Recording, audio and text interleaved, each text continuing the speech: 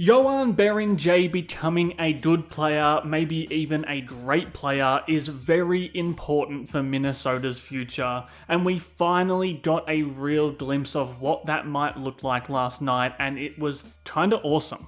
It was against a Bucks team who looked completely broken, but it was fun to see Minnesota's first round pick getting 30 real minutes of game time, and I think it was worth over-analysing all of the goodness that came from those minutes. Because really, Beringer plays a simple game, which is going to be perfect for a rookie who wants to contribute.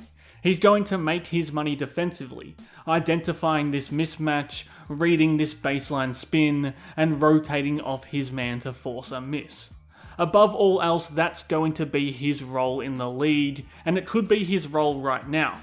Seeing a driver, leaving his man, and making players shoot over this kind of extendo arm contest.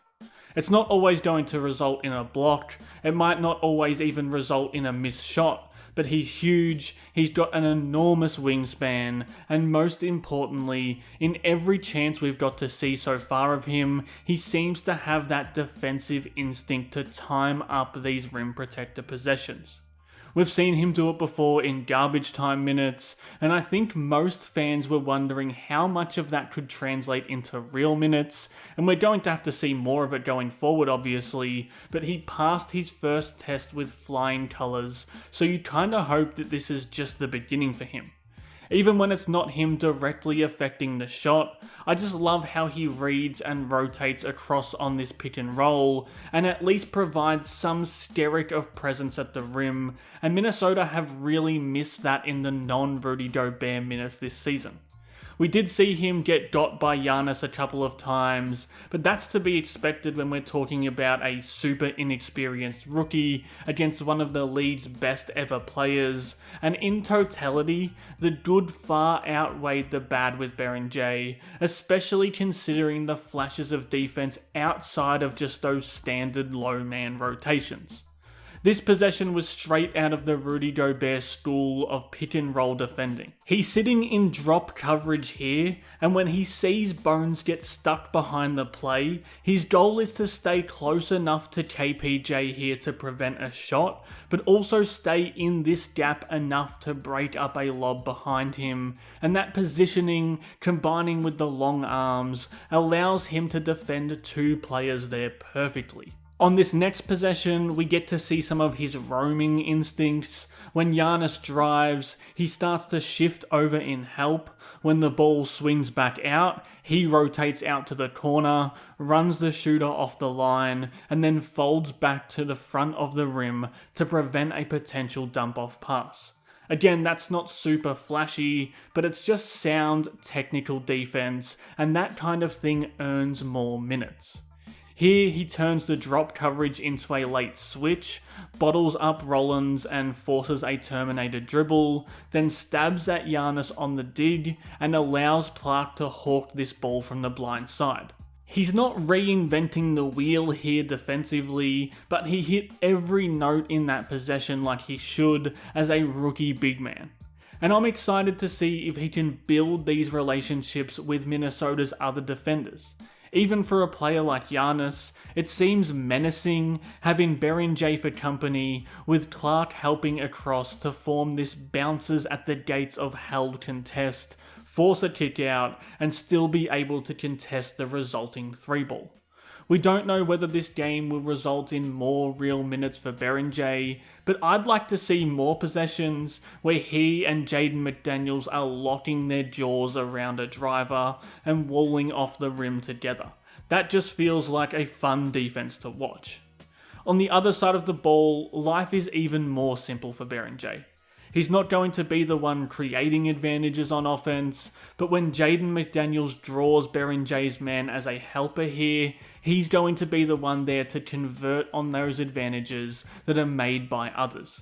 Again, there's not going to be anything super special about his game right now, but it can be very effective nonetheless. Work around the rim in the dunker spot, spinning out of ball screens into space as a roll man, and playing with force, and just generally vacuuming up possessions around the rim. We've all seen the rim runner archetype that Beringer is right now, and as long as he does the simple things correctly, that can be an impactful, low usage offensive player. The finishing looked really good in his first real taste of the league, but they're not going to ask him to do more, and it seems like he's not going to go out of his way to try to do more.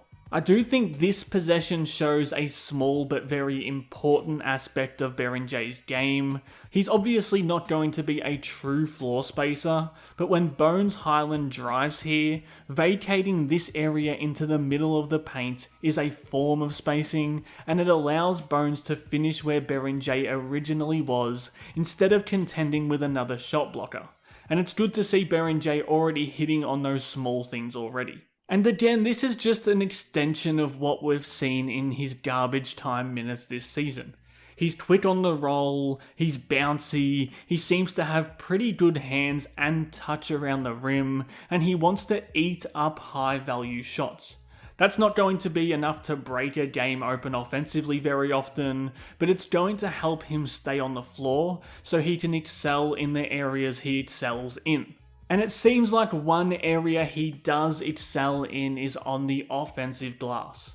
In this game, he was pretty much dominant in that area, and creating extra possessions is an absolute staple of winning basketball.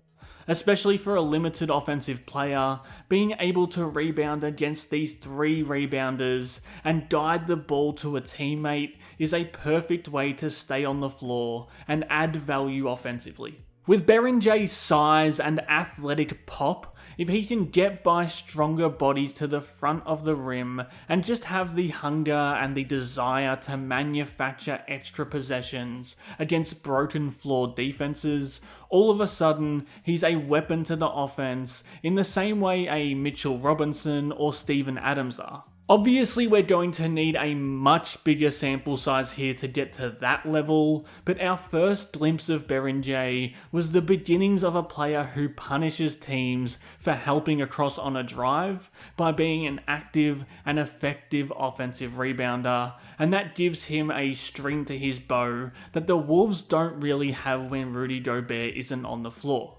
Now, this was a 1-game sample size, and it's not like Beringer was doing things we've never seen before, but for a first round pick that Minnesota kinda need to hit on, this was about as solid a performance as fans could hope for, and now we just need to see it more consistently.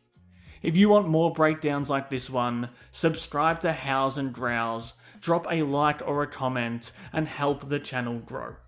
Thanks again for watching.